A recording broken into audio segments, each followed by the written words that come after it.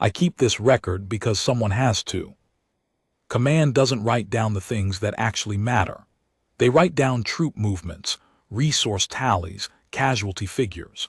They write down the names of cities that fell and the coordinates where resistance cells were eliminated.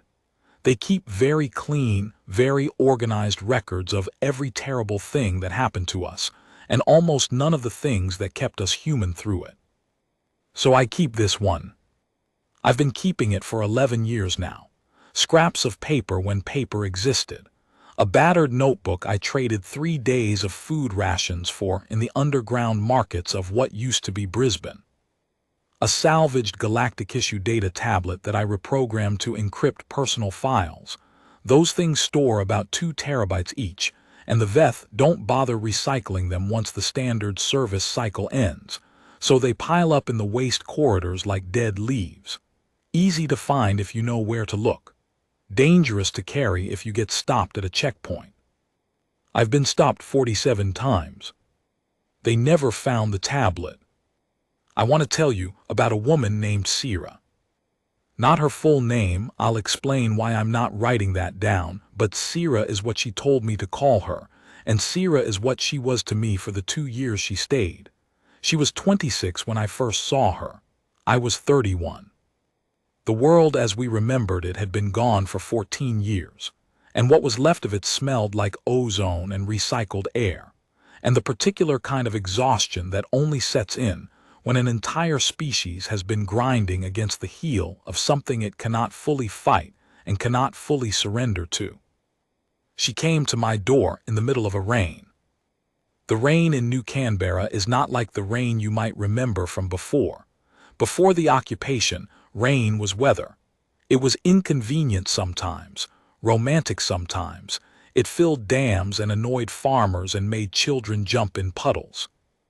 Now rain comes out of the sky carrying trace amounts of the atmospheric processors, the Veth, installed in the upper cloud layer, tiny silver particles that catch the light wrong and make puddles look like spilled mercury.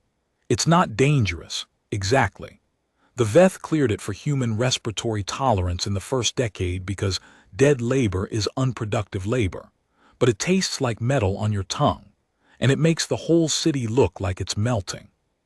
She was standing in that rain. She had a bag on her back, one of the old civilian-issue survival packs from the early days of the occupation, the ones the Earth Emergency Coalition distributed before the coalition was dismantled. Gray canvas, red cross on the flap that had faded to rust pink. The bag was soaked through. She was soaked through.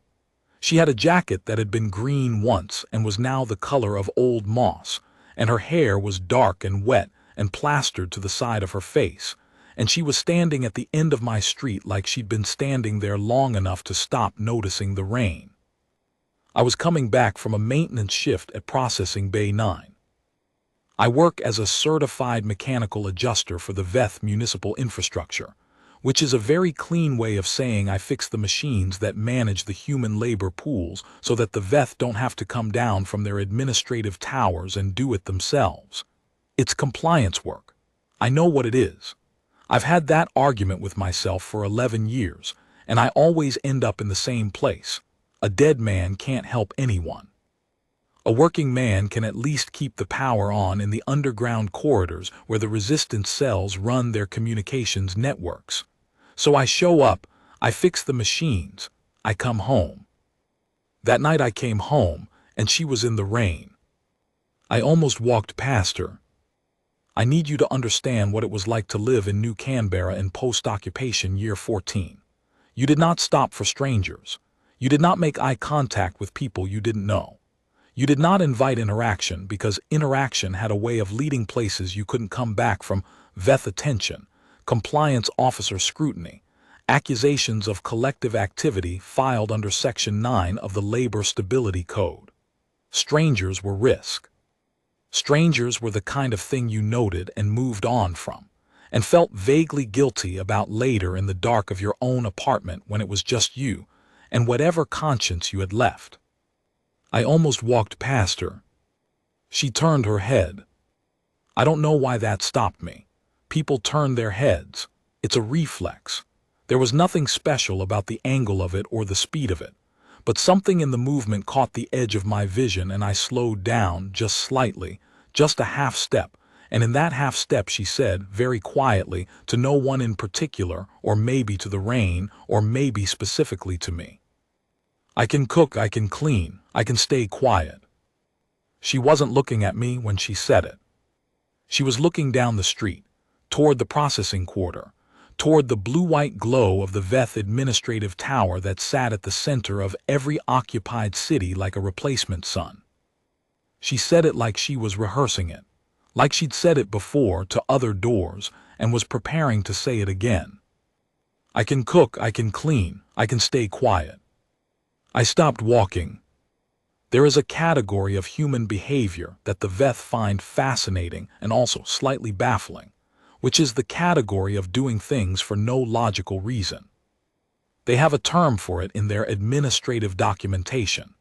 I've seen it in the technical manuals I work with, illogical resource expenditure, which is their way of describing human generosity, human impulse, human the thing you do when your gut speaks before your brain can catch up. I turned around. "Hey," I said.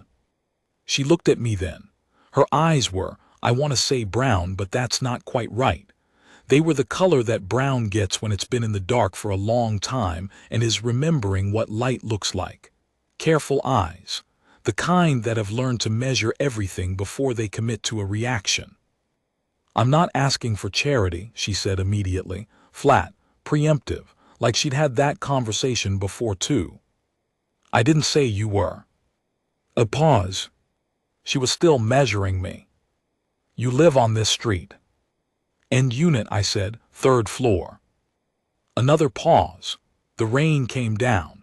A Veth maintenance drone hummed overhead, the small hexagonal ones they use for atmospheric monitoring, navigation lights blinking amber in the silver rain.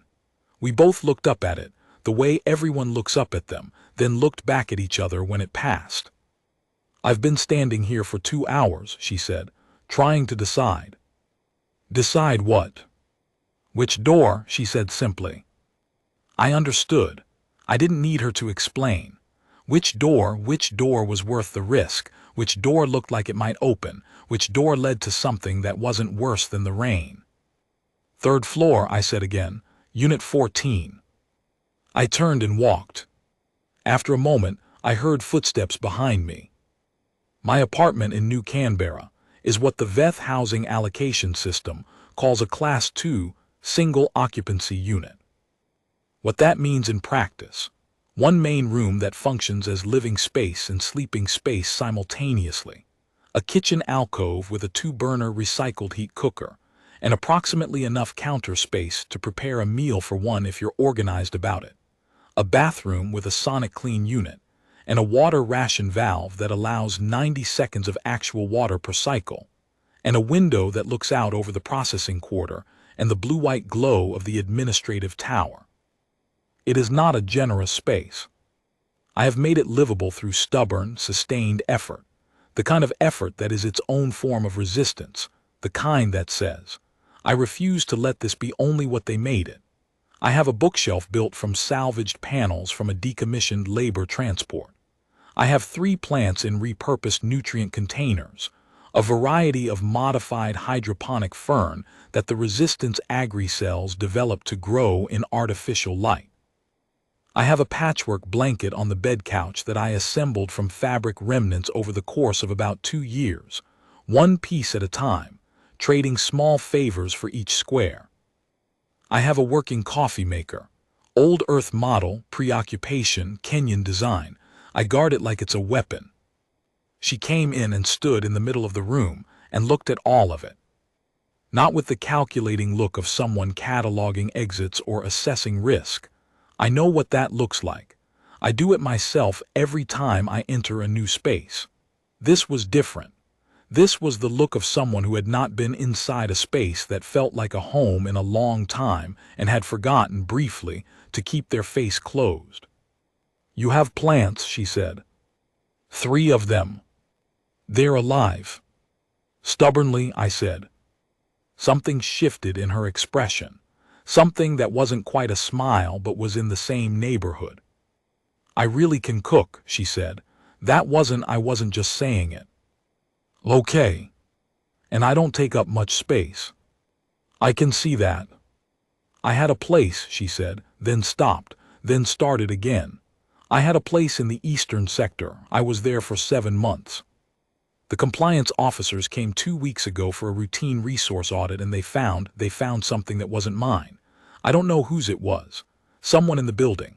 But the audit flag goes on the whole unit block, and they cross-reference all the residents, and I had a gap in my labor assignment history from 8 months ago when she stopped again.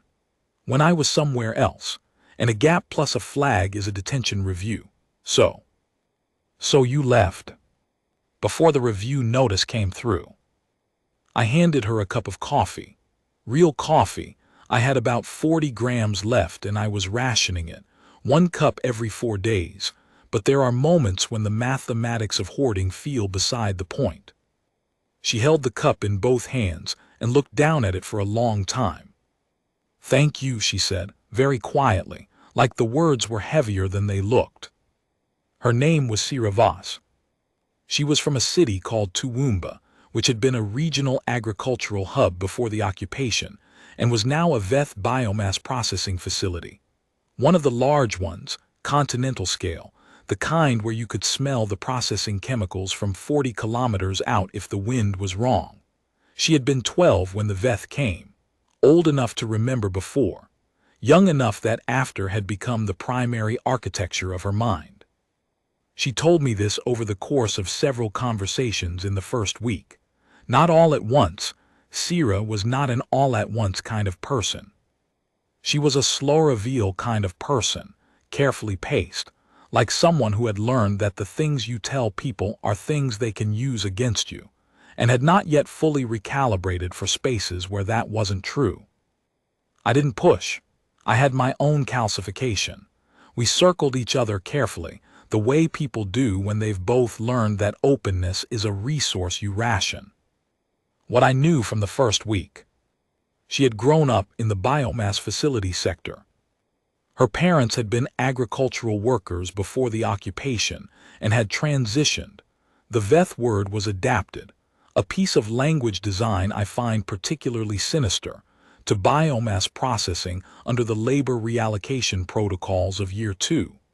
Her mother had died in a processing accident in year 7.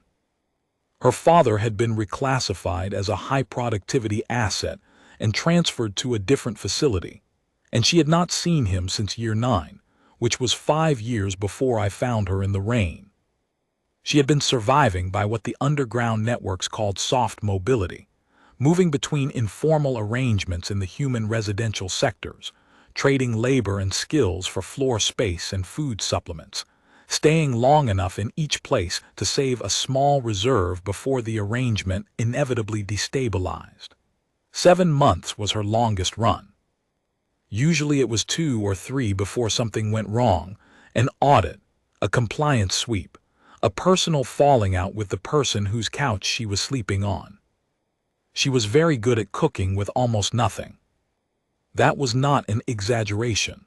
On her 3rd night in my apartment, she asked if she could make dinner. I told her what I had, which was a standard labor ration pack, high-protein grain supplement, 2 synthetic vegetable pouches, 1 flavoring concentrate, a 1/4 kilo of real dried chickpeas I'd gotten from an underground market 3 weeks earlier, and some reconstituted herbs I kept in a small jar on the kitchen shelf, because smelling herbs is the closest thing I have to a religious practice. She made something that should not have been possible from those inputs. I don't know exactly what she did. I was at my desk running maintenance diagnostics on a VETH Systems relay I'd brought home to finish calibrating, and she was in the kitchen alcove doing quiet, methodical things. And at some point, the apartment smelled like something that made my chest hurt in a way that took me several minutes to identify as the specific ache of remembering something good from before the world changed. It smelled like my grandmother's house, like a Sunday, like a time when food was not just fuel. I put down the relay. I ate.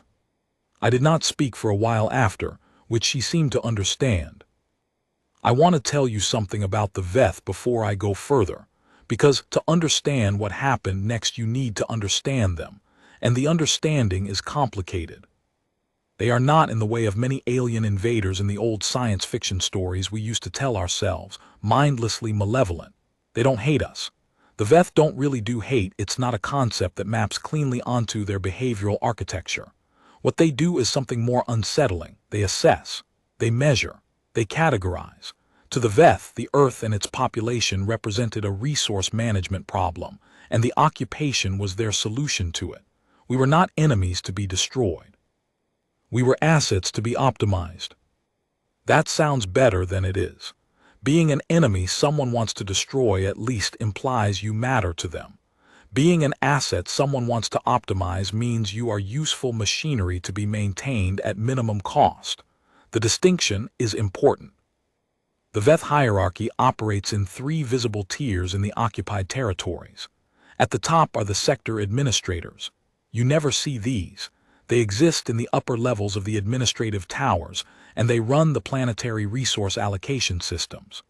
Below them are the compliance officers, what most humans call the Watch, the ones in the gray and gold armor you see at checkpoints and in the processing facilities, running audits and enforcing the labor stability code.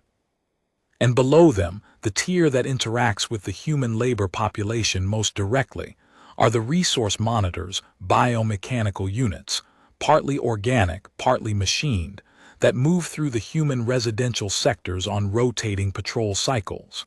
Not robots, not people. Something in between. We call them Greys. They are approximately 2 meters tall. Their outer structure is a layered composite of what appears to be manufactured bone polymer and articulated metal, colored in the gray-white tone that gives them their human name.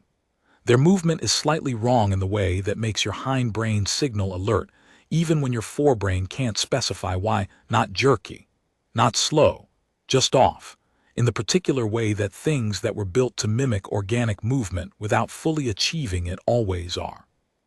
They have sensory clusters where a face would be on a human, clusters of what appear to be overlapping optical and acoustic receptors arranged in a pattern that vaguely suggests eyes and ears without being either.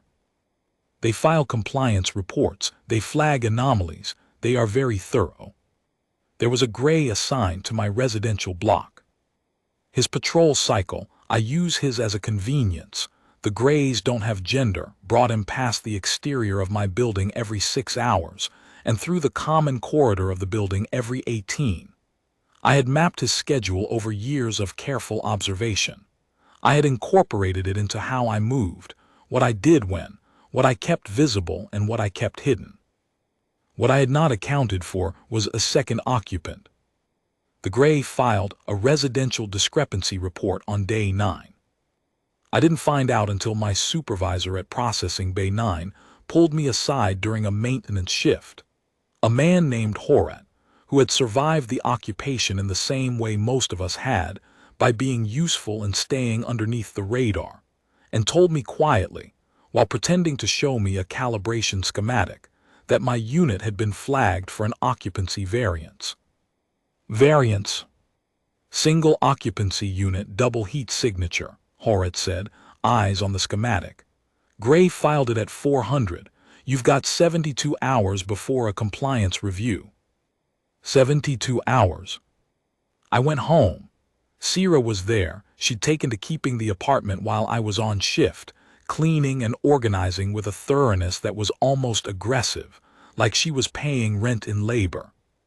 She was at the kitchen counter when I came in, sorting through what remained of the food stores, and she looked up and immediately read something in my face. She said, "What happened?" Not a question, an assessment. I told her about the variance report. She listened without interrupting, and when I finished she was quiet for a moment, and then she said, "I'll go." Flat, preemptive, the same voice she'd used at my door. I'm not asking for charity. Already packing herself up in her head, already calculating the next door, the next 2 hours standing in the rain. "No," I said. She looked at me. No, I said again. Sit down, let me think. She sat. I thought. The thing about living in a Veth-occupied city for 14 years is that you learn, if you are paying attention, that the systems they have built are very sophisticated and also, in the way of all sophisticated systems, full of specific, exploitable gaps. The Labor Stability Code is a document of approximately 8,000 provisions. I have read most of it, because reading documents that govern your life is something you do when the alternative is not understanding the thing that controls you. Among its provisions is Section 12, Subsection 4, Paragraph 9, the Caretaker Accommodation Protocol, instituted in Year 6 after a study by the Veth Resource Efficiency Bureau, found that human labor productivity increased by 12.4% among workers whose basic domestic maintenance needs were managed by a designated household support individual. The Veth, to their credit, are not ideological about labor.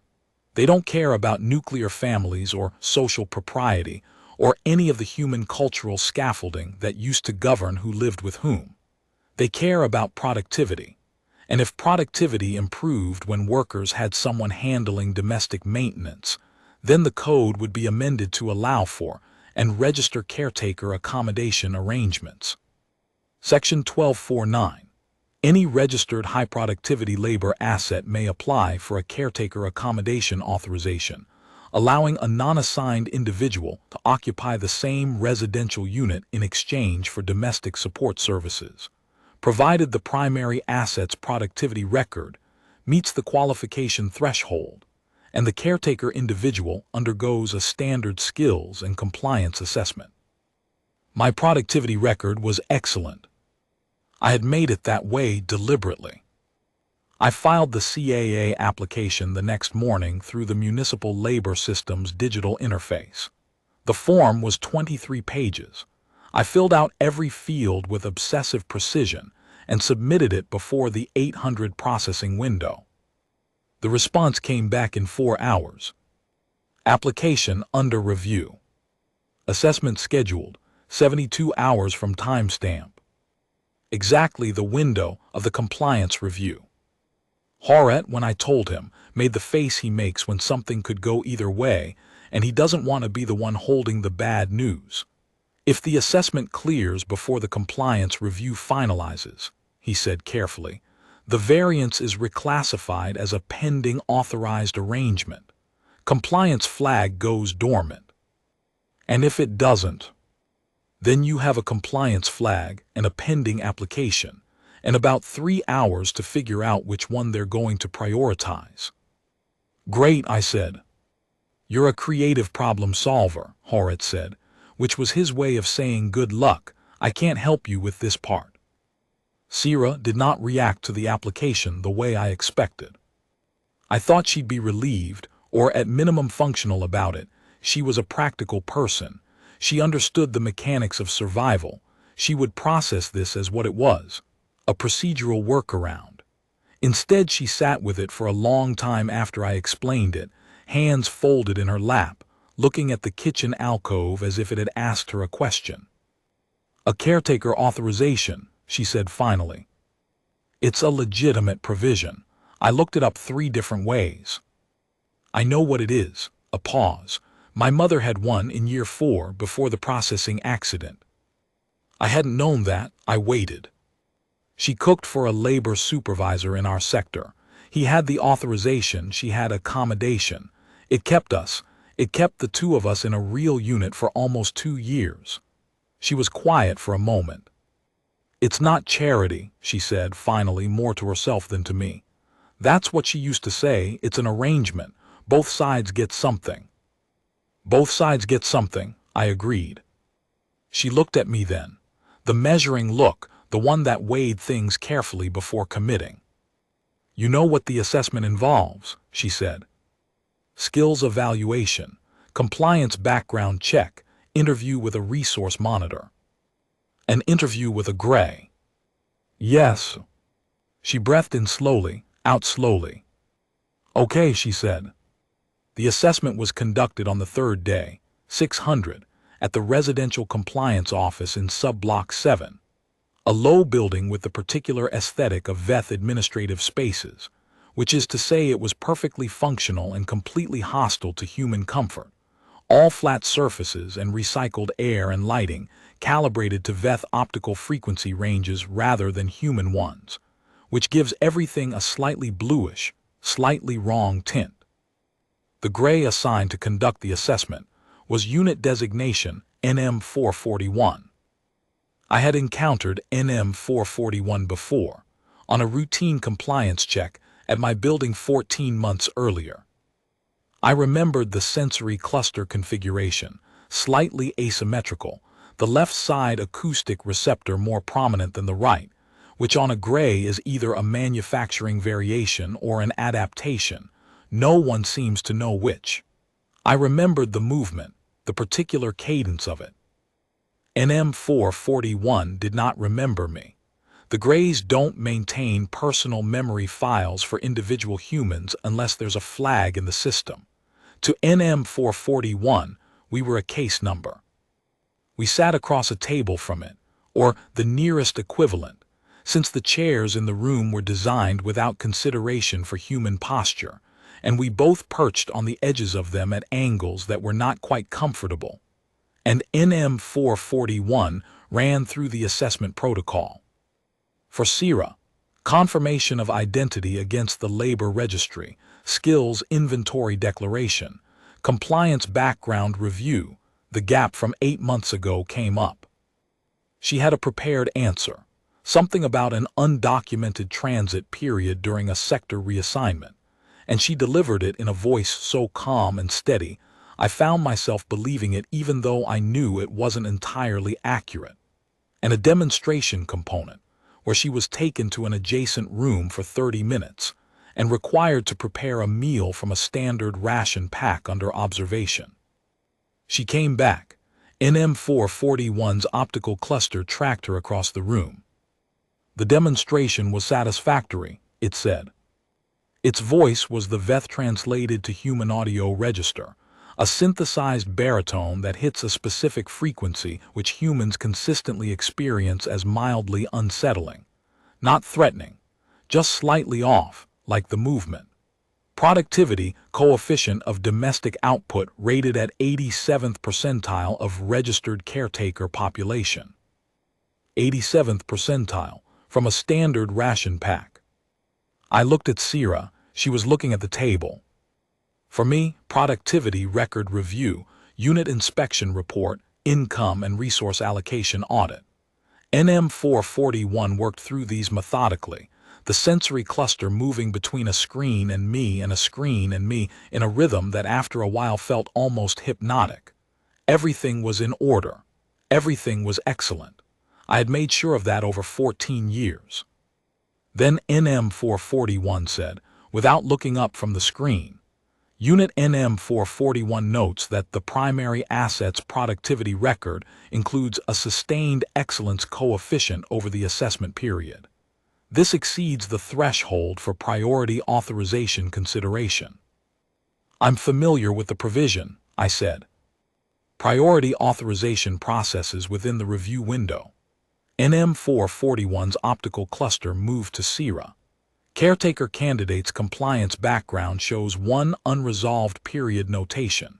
This notation will be logged as a conditional flag, active for a period of 18 months from today's date, subject to no further compliance incidents. CIRA nodded. Her face was very still. Authorization approved, NM441 said. Occupancy variance reclassified. Caretaker designation and VIVASS registered to Unit 14, Block 9, Subsector 7, New Canberra. Arrangement duration, initial period of 12 months, renewable. A pause, the kind that isn't actually a pause because NM441 doesn't pause for human conversational reasons.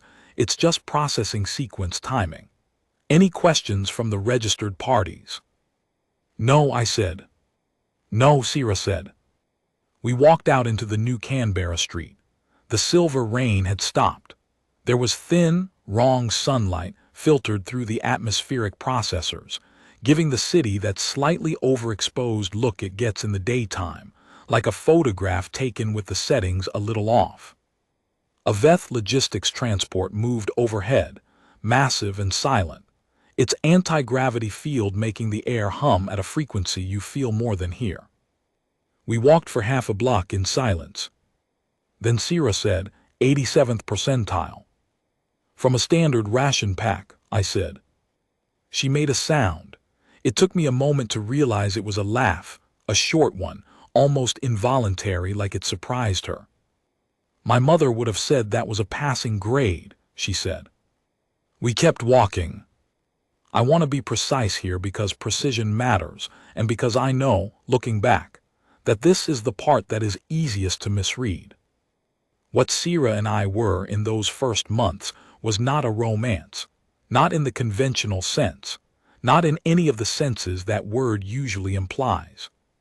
We were two people who had survived the end of the world in adjacent but different ways, and who were now occupying the same small space while remaining, in fundamental ways, very separate. She slept on the bed couch. I had a floor mat and the patchwork blanket. We had established this arrangement in the first days, and we maintained it without discussion, because it was practical, and because neither of us was in a state that lent itself to anything more complicated. What we were was this: careful, gradual presences in each other's lives. She cooked. I fixed things, the cooker when one of its recycled heat elements failed, the bathroom's sonic clean unit when it started making a grinding noise at 300, the hydroponic fern containers when the nutrient flow system needed recalibration. She kept the apartment with an attention to detail that was almost compulsive, everything in its place, every surface considered, the kind of cleaning that is also a form of control over an environment that could be taken away at any moment. I noticed that she cleaned most intensively after days when something had reminded her of how precarious things were. I didn't mention it. I understood it. She began to ask me questions. Not about me, at first, about the work, about the Veth systems, about how the maintenance protocols worked, about what I understood of the administrative infrastructure from my position inside it. You're the closest thing to an insider most people will ever meet, she said one evening. We were sitting at the kitchen counter, the only surface long enough for two people to sit at simultaneously, and she had made something with the last of the dried chickpeas and a flavoring concentrate and 2 synthetic vegetable pouches, and it was better than it had any right to be. You actually touch the machines. I touch certain machines, I said. I keep them running, I don't design them. But you know how they work. Within the scope of my authorization. She was quiet for a moment eating. Then, could you know more if you wanted to? I looked at her. I'm not asking you to do anything, she said carefully. I'm just asking if it's possible. What would you do with it, I said, if the answer was yes? She looked down at her bowl, then up at me. The measuring look, but different now, not weighing me for risk, weighing me for something else. For trust, maybe. For the question of how much to give. I know people, she said. People who are building something, who need information that someone in your position might be able to provide. The resistance. Not just the informal soft mobility network she'd been part of, something structured, something organized. How long, I said. 3 years, she said. I was in Sector 4 before the Eastern Sector arrangement. There was a cell there. I ran communications for them for almost a year before they had to move, and I had to move with them, and then things fell apart. A pause. The flag, the audit, the gap in my labor history, that's what it was. I sat with that for a while. The person you were staying with before, I said, in the Eastern Sector, the arrangement that ended with the compliance flag. She nodded. They found resistance material. Someone in the building was careless, she said, not bitter, just factual. It happens. It will always happen. There are too many people involved and not enough discipline, and someone will always be careless somewhere. She looked at the table. The cell that was there is gone. There's a new one. I know how to find it. And you want me to help them? I want to know if you can, she said. What you do with that information is your decision. I looked at the hydroponics fern, at the patchwork blanket, at the coffee maker that had outlasted the world it was built for. I'll think about it, I said. I thought about it. Her name, the full name, is the thing I'm not writing down because the people she's connected to are still operational, and I will not be the careless one. What I will write is this: I made a decision. I had been making small decisions for 14 years. The decision to stay compliant, the decision to be useful, the decision to be the person who kept the machines running, who never flagged a compliance review, who collected exactly no attention. Those were survival decisions. They were correct decisions in the narrow sense of the word. They had kept me alive and functional and underneath the radar. They had not kept me human. That is a very specific distinction that I didn't fully understand until Sierra said it to me, not in those words, not as a lecture, but as a set of facts about her own life that happened to illuminate something true about mine. She had stayed human by staying connected to the resistance, to the network, to the idea that what was happening to us was not the end but a chapter, and that chapter's end. I had stayed alive by disconnecting. Both were survival strategies. Neither was wrong. But there is a difference between surviving and living, and at 31 years old in post-occupation year 14, I had gotten very good at one and had been gradually forgetting the other. I contacted the cell. The method is not something I'll document here. The method is operational, and operational details stay out of personal records. What I'll say is that it was not complicated once I understood what to look for, and that the people I met were not the romantic rebels of the old movies. They were tired, middle-aged, quietly desperate, organized with the particular efficiency of people who have no margin for error. My contact was a woman named Pell. She was approximately 50, slight, with the look of someone who had been working against gravity for a very long time and had decided that was just what working looked like. She ran the communications network for 3 cells in the New Canberra sector, and she was very interested in what I could tell her about the maintenance architecture of the VETH municipal processing systems. The relay nodes, she said during our second meeting in a drainage corridor under sub-block 12, with rain, silver rain audible as a distant hiss above us. The ones you service at Bay 9. They're part of the processing coordination network. They coordinate labor scheduling across the sector, I said. Processing bay assignments, transit authorizations, resource allocation confirmations. Everything that moves a human body from one place to another in New Canberra goes through the relay nodes. Pell looked at me with an expression I would come to recognize as her version of excitement, which was a very controlled, very contained brightening around the eyes that, in a different life, might have been a grin. And you have access to them. I have maintenance access. Not administrative. But maintenance access includes physical proximity. Yes. Could you install something, a passive tap, very small, very low power, standard to look at? I thought about it carefully. The scan cycle for foreign objects runs every 48 hours, I said. Whatever you put in would need to be materials transparent or it would flag. We have something materials transparent, she said. I thought about it more carefully. I'd need to know the scan frequency bandwidth, I said, to confirm the transparency spec. She gave me the specs on a folded slip of paper, real paper, rice paper thin, the kind that burns fast and clean.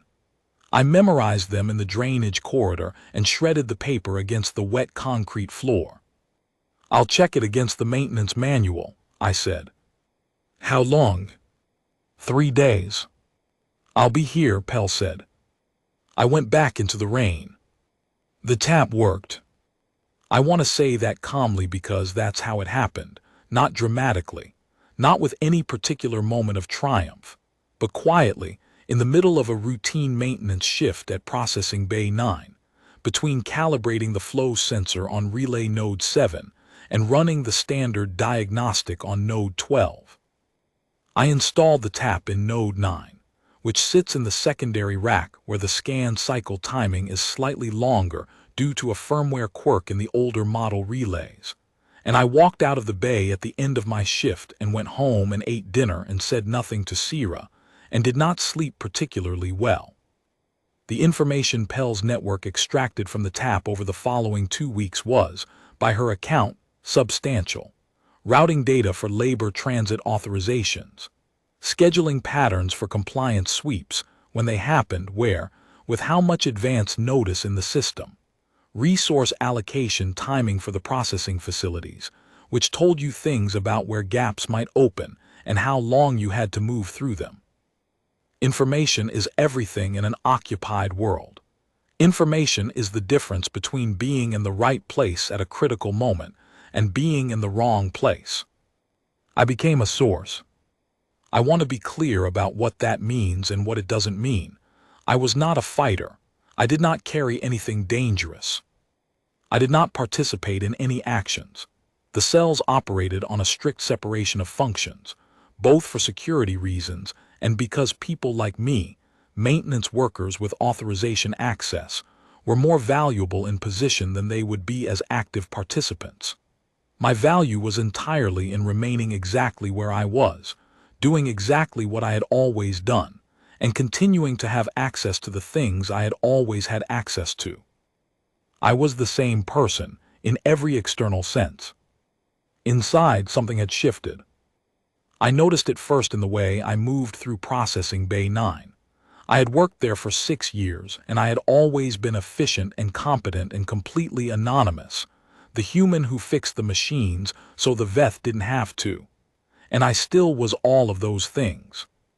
But there was a new layer underneath it now, a layer of attention that was oriented differently. I noticed which compliance officers rotated through on which shifts. I noticed which relay nodes processed which categories of data. I noticed when something changed and what the change implied. I had been watching for 11 years. Now I was watching for something. The difference is bigger than it sounds. Sierra knew. She had known before I told her, because she was Sierra, because the measuring look was something she used continuously and accurately, and she had looked at me the morning after the first meeting with Pell and known that something had happened. I confirmed it 3 days later briefly, just enough for her to have accurate information about what the situation was. She nodded, said nothing for a while. "Are you being careful?" she said finally. "I'm always careful. More careful than that." "Yes," I said. She nodded again. "Okay," she said. That was the conversation. That was all of it. Because Sierra understood operational security better than anyone I had ever met, and she understood that the less she knew that wasn't essential, the safer she was, and the safer I was. But something changed between us after that. Something eased.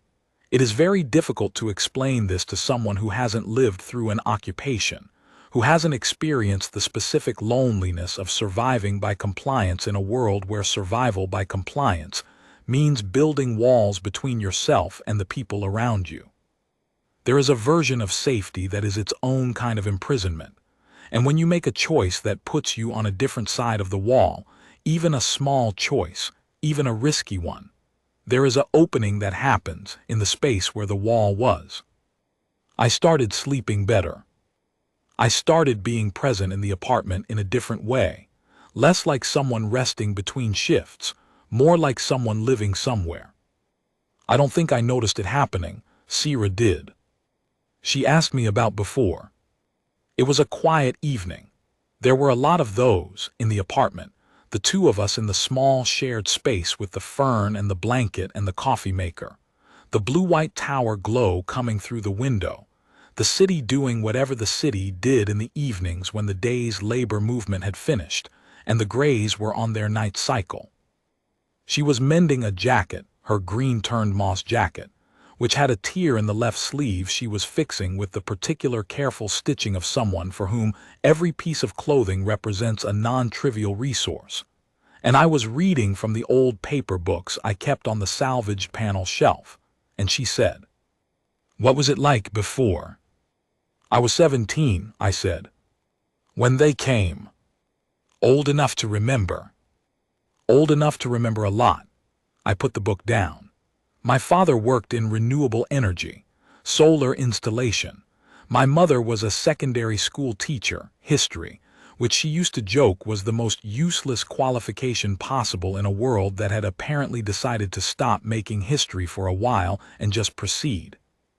Sierra smiled, properly this time a real one. "She sounds like someone I would have liked," she said. "She would have liked you," I said.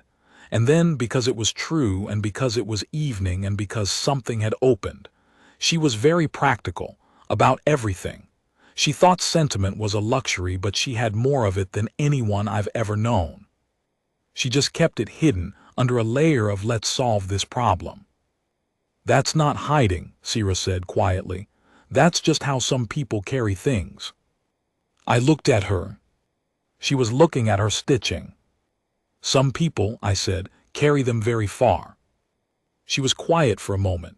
The needle moved through the fabric. Outside, a transit drone passed, its hum rising and falling. "Toowoomba had a farmer's market," she said. "On Saturday mornings. My mother used to take me. You could smell it from 3 blocks away. There was a woman who made bread and she started at 400, and by the time people were arriving at 700 the whole street smelled like it." She paused. "I can still smell it. Exactly. I haven't been able to smell real bread in 12 years, but I remember it perfectly." It seems like a strange thing for a brain to hold on to." "It's not strange," I said. "It's the most human thing there is." She looked up from the stitching, the measuring look again, but this time it wasn't measuring for risk. It was something else, softer than that, more uncertain than that. "What was your mother's name?" she said.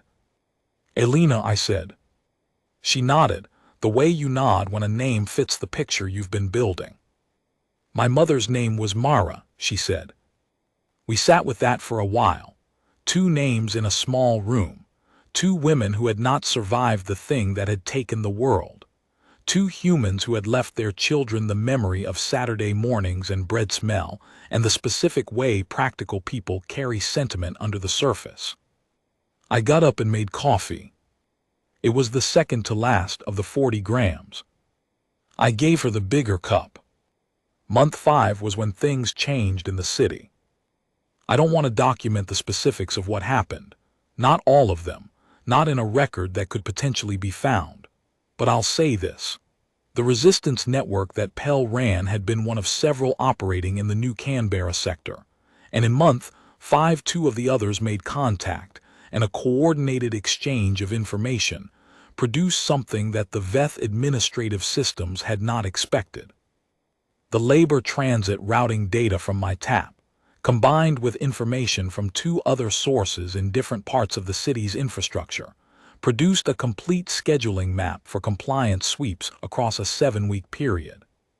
Complete enough to move around. Complete enough to organize things that could not normally be organized without being caught. I'm not going to describe what those things were. What I will say is that in month 5, 312 people who had been on the VETH's unassigned labor list, people like Sierra had been, people living in the soft mobility network, invisible in the system but vulnerable every time an audit ran, were successfully routed through a transit gap and registered under a new designation in the labor allocation database that the Resistance's information technology people had, through considerable effort, created. 312 people who had been one compliance sweep away from detention review were now, in the eyes of the VETH administrative system, legitimate. It does not sound like much against the scale of what the occupation is and has been. Against the scale of what it is to be one person standing in the rain at the end of a street at night, rehearsing what you can offer in exchange for a door. It is everything. Sierra found out about the 312 through the network, not from me. She came home one afternoon while I was running maintenance diagnostics on the relay unit. I'd gotten into the habit of bringing minor servicing home, partly because it was legitimate and partly because it gave me an excuse to familiarize myself with the newer model. Relays the Veth were gradually cycling in, and she stood in the doorway for a moment, not saying anything. "You know," I said.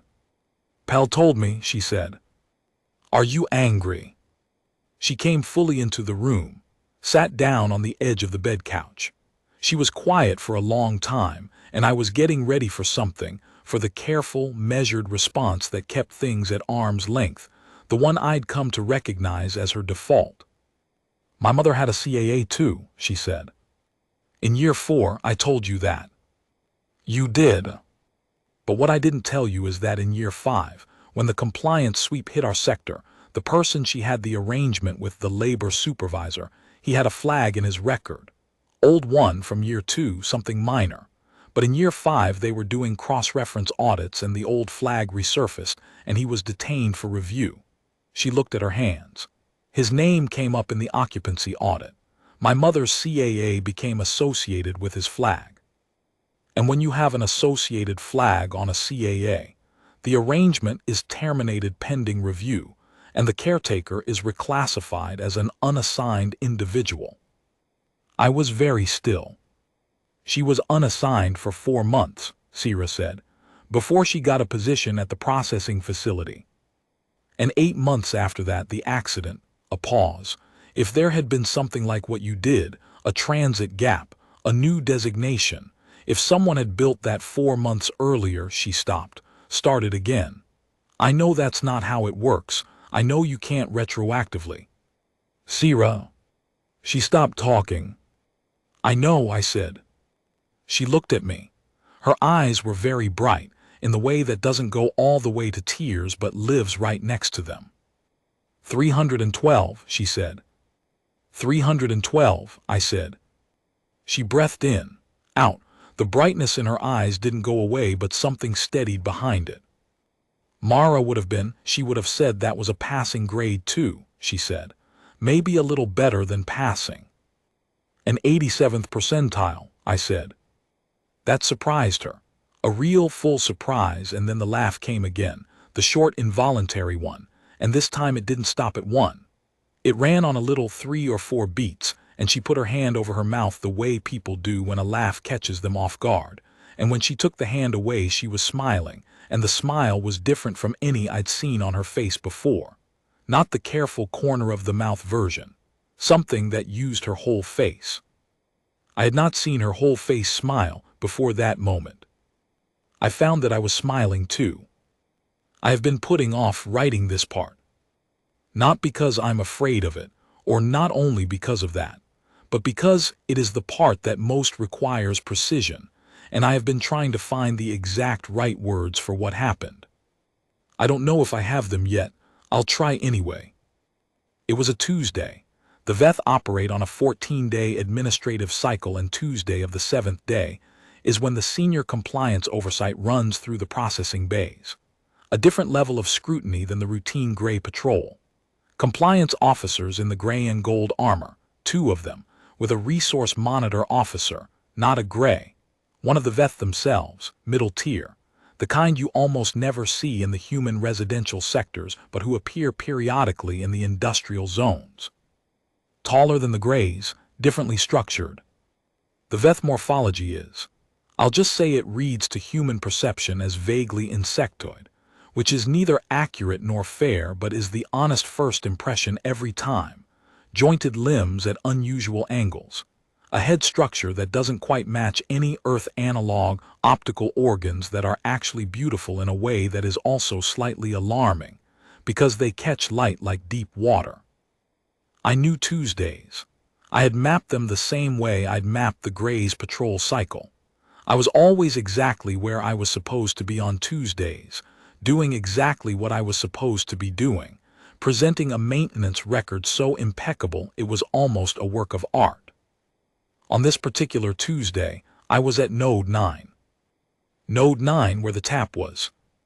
The compliance oversight team was running an expanded review. I did not know until they walked into the bay. An expanded review is triggered by a sector-level anomaly flag, which can mean many things and which, on this Tuesday, meant that someone, somewhere in the 3-cell network, had done something that had rippled through the administrative system in a way that caught the attention of someone in the administrative tower. I did not know this yet. I was calibrating the flow sensor on Node 9, exactly what I would be doing on any Tuesday, exactly what the maintenance schedule said I would be doing, when the compliance officers came into the bay. And one of them went straight to the secondary relay rack. To Node 9. I kept my hands moving. This is the thing about training yourself to stay calm under pressure over 14 years. The hands keep moving. The brain is screaming and the hands keep moving because they have learned to be separate from the brain's alarm system, because the hands are the thing you are judged by and they cannot be allowed to fail. The compliance officer ran a manual scan on the secondary rack. I knew what the manual scan would show. The tap was materials transparent to the automated 48-hour scan cycle. The manual scan used a different frequency bandwidth, a frequency bandwidth that I had discovered when I looked at the maintenance manual against Pell's specifications, was just outside the materials transparency spec. The tap would not be invisible to the manual scan. The scan took 14 seconds. I counted them. At second 9, the VETH officer turned. Not to the relay rack, to me. The VETH have a communication register that isn't exactly speech and isn't exactly body language. It's a combination of the two, a set of posture and acoustic signals that their translation interfaces convert to human audio. When a VETH turns and addresses you directly, the translation interface produces a tone before the words, a single note that sits at the upper edge of human hearing, not quite uncomfortable, just present. A signal that something important is being said. Maintenance worker, the translation interface said. Unit designation. Ashworth Devon, I said. Warrant Officer 3rd Class, Maintenance Division, Authorization Code 7 Baker 7. The VETH looked at me. The deep-water optical organs, the still, jointed body, the particular quality of VETH attention which is not like human attention. It is total, it is comprehensive, it does not filter the way human attention does. Everything in front of it is simultaneously observed. You service this rack, it said. Yes, Node 7 through 12, Secondary Bay, Tuesday calibration cycle. Node 9 specifically. Node 9 is on my standard rotation. Flow sensor calibration, firmware integrity check, housing inspection. A pause, not a human pause, a processing pause, the VETH working through something. The compliance officer who had run the scan turned back to the rack, ran it again. I watched the second officer, the VETH. I kept my hands still now, the work was done. There was no reason to keep calibrating and it would look more wrong to keep moving than to stop and wait. I stood and I watched the VETH and I said nothing more, because every word beyond what is necessary is another data point. The second scan finished.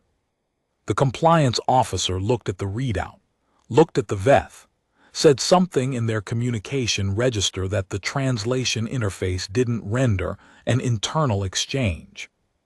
The VETH looked at me for a long moment. Your maintenance record for this unit, it said.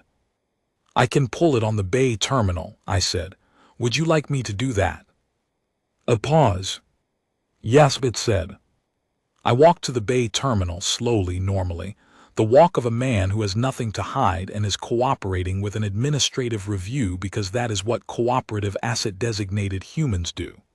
I pulled the maintenance record for Node 9. The full record, every service entry, every calibration log, every firmware version, every diagnostic result for the past 6 years. 6 years of impeccable maintenance records. 6 years of never missing a calibration, never logging an anomaly, never noting anything unusual. Because I had never noted it. Because I am the maintenance worker, and I am the one who writes the maintenance records, and I had written them exactly the way I had always written them. The Veth reviewed the record. Both officers reviewed the record. The bay was very quiet around us.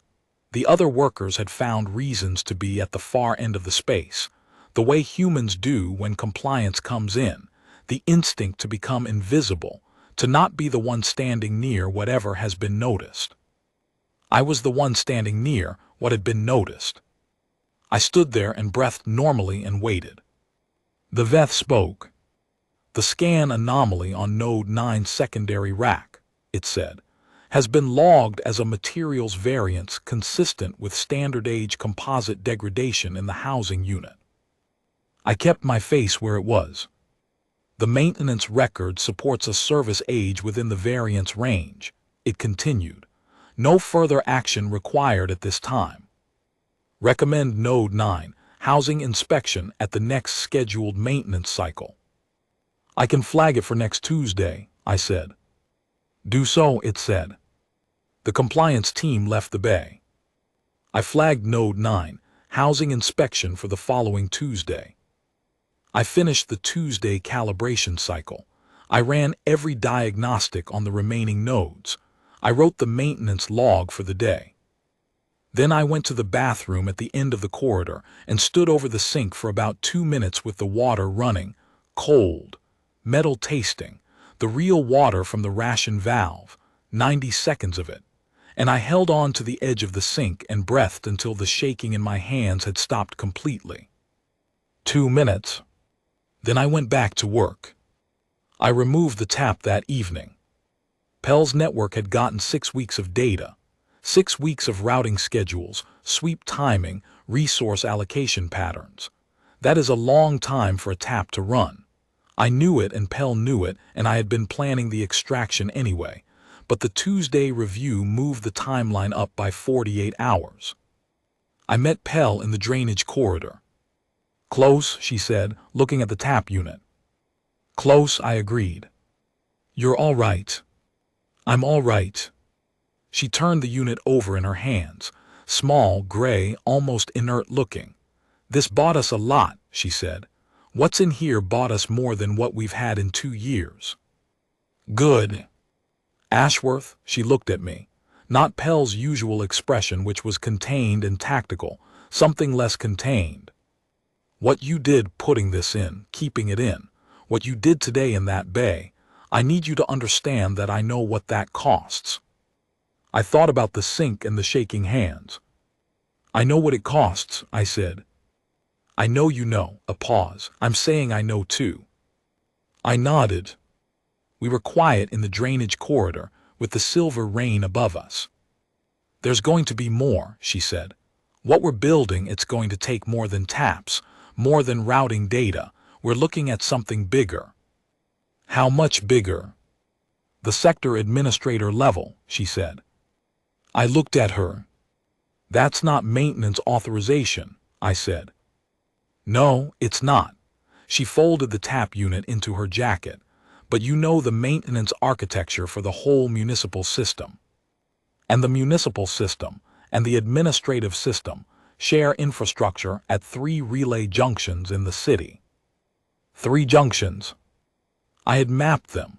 Of course I had mapped them. I had mapped everything over years of working inside the system, because mapping was the thing that kept you ahead of it. I need time to think about this, I said. Take it, Pell said, but not too much of it. I told Sierra that night. Not the specifics, just the shape of it, that there was a next stage, that it involved a different level of risk, that I was thinking about it. She listened. When I finished, she was quiet for a long time, and I watched her process it, the careful mind moving through implications, calculating, weighing. The look that meant she was being methodical about something that was also hitting her somewhere deeper. Do you want to do it? She said finally. Not should you, or is it safe, or what are the risks? Do you want to? I thought about it honestly. Yes, I said. She nodded slowly. Then I think you should, she said. You're not going to tell me to be careful. I was going to, but it seemed redundant. Very redundant.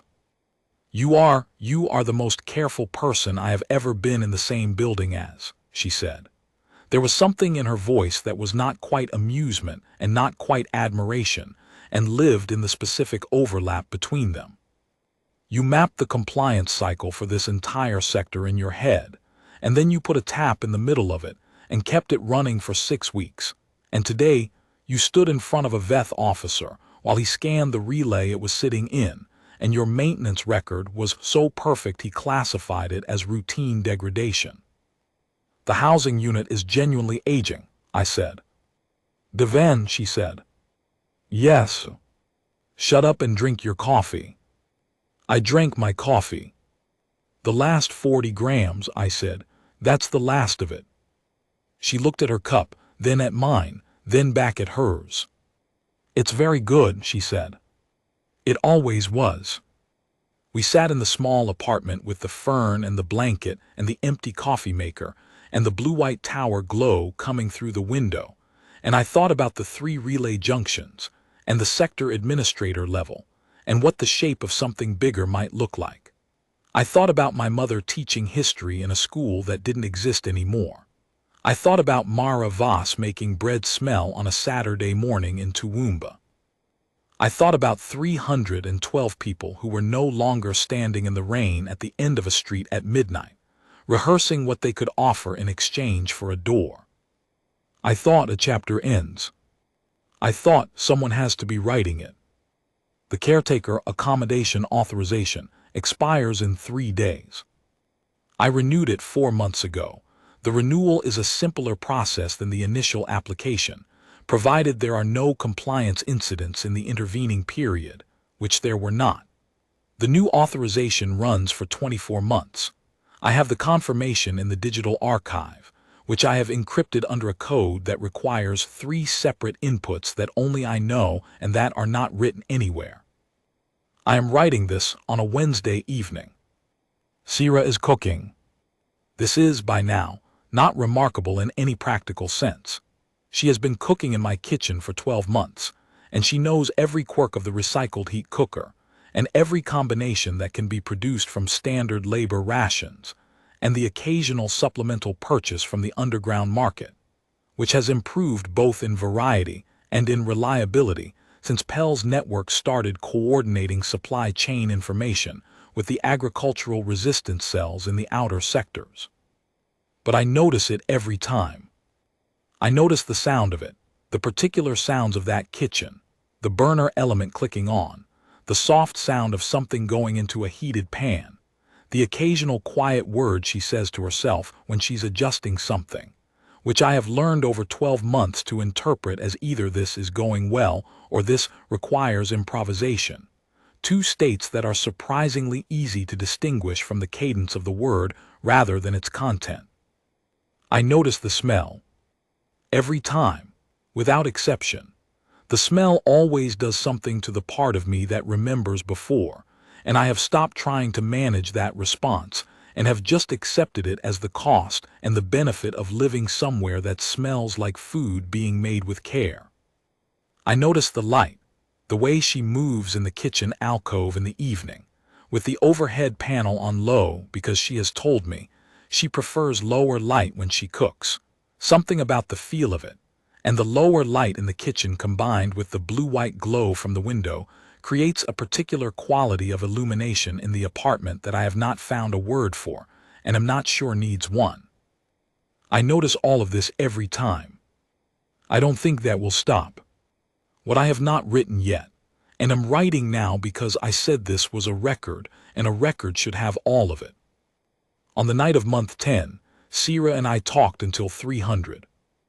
Not about resistance or compliance or Pell's network or relay nodes or the sector administrator level or any of the things that had been the architecture of our shared life for 10 months. We talked about before. We talked about Elena and Mara and Toowoomba and solar panels and Saturday markets and what history feels like when you're living in it. We talked about what after might look like, not tactically, not as a planning exercise, but as a thing people do when they are sitting close together in the dark and have decided, perhaps without making a formal decision about it, to permit themselves to want something. At approximately 2:15 she said, very quietly, looking at the window, "I stopped counting the places I'd been to as temporary when I stopped not very long ago, actually." "Here," I said, "or in general?" She was quiet for a moment. "Here," she said, "specifically here." We looked at the window for a while. "The fern is doing well," I said, which was not what I meant to say, or rather it was exactly what I meant to say because some things are better said as ferns. "You calibrated the nutrient flow last week," she said. "It needed it." "You're very good at maintaining things," she said. "It's what I do." She turned from the window and looked at me. The measuring look, but there was nothing in it now of the original calculation, the door at the end of the street assessment of risk and cost. It was just looking. The kind of looking that has decided it is done measuring. "You opened the door," she said. "You were in the rain." "A lot of people walk past rain," she said. "A lot of people do," I said. We were quiet. Then she said, "Thank you." Not the first night "thank you," the careful, formal version. This one was different. It carried more weight. It had been earning that weight for 10 months. It was the kind of thank you that means something closer to you changed something, or I am still here, because of a door, or possibly something that doesn't have a name in English or any language, but that both of us understood in the specific frequency that human beings use to understand things they haven't found words for yet. I said, "You would have found another door." "Maybe," she said, "but it wouldn't have been this one." I didn't have an answer for that. I didn't need one. The 3 relay junctions at the sector administrator level are called, in the maintenance architecture, Junctions Alpha, Briar, and Cirrus. I have not told Pell yet, but I have already worked out the approach. Junction Cirrus is the most accessible.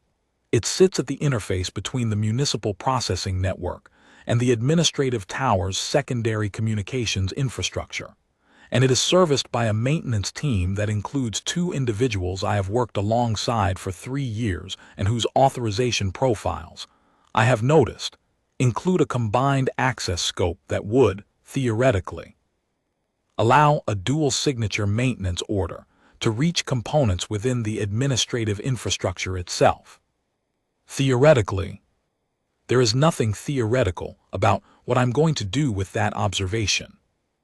The VETH sector administrator for New Canberra controls the labor allocation algorithms for the entire continental sector.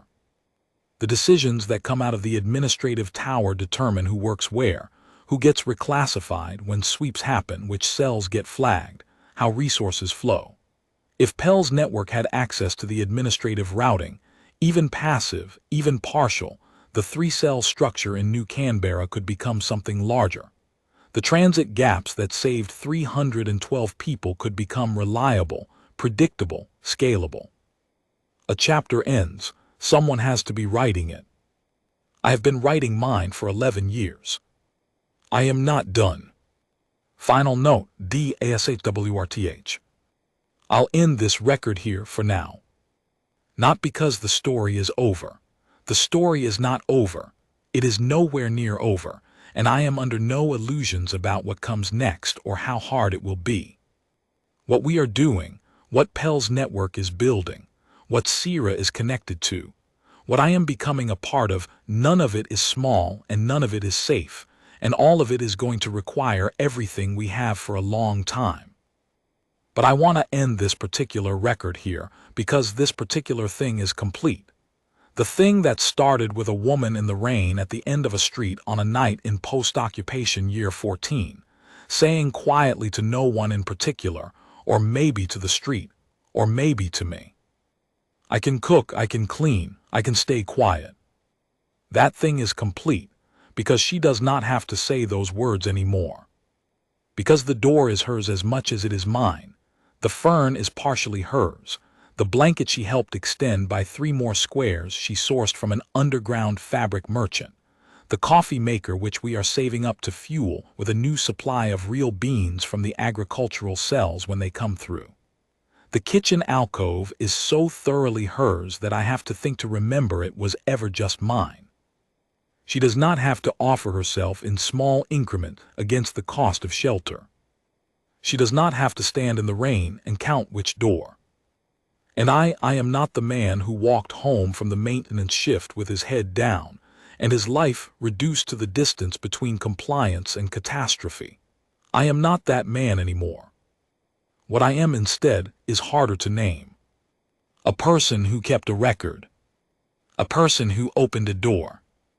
A person who learned at 31 years old, in post-occupation year 14, in a small apartment with 3 plants and a patchwork blanket, what the difference is between being alive and living. That is the thing. That is all of it. The machines will remember the data. The resistance will use what the data gives them. History, the kind my mother used to teach, will write down the movements and the tactics and the names of the people who changed things at scale. I am writing down the smaller thing. The woman in the rain. The cup with the bigger pour. The whole face smile at 87th percentile.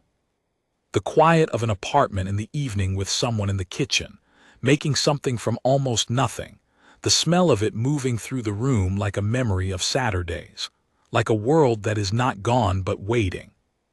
Like a chapter turning,